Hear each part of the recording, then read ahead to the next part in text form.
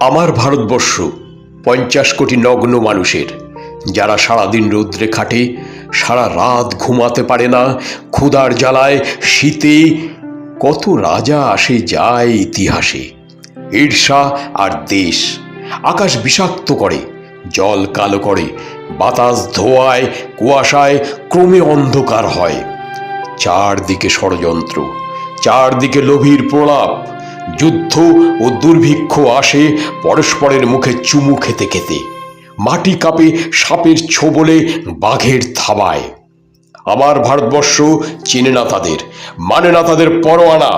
তার সন্তানেরা ক্ষুধার জ্বালায়, শীতে, চারিদিকের প্রচণ্ড মারের মধ্যে আজও ঈশ্বরের শিশু, পরস্পরের সহোদর।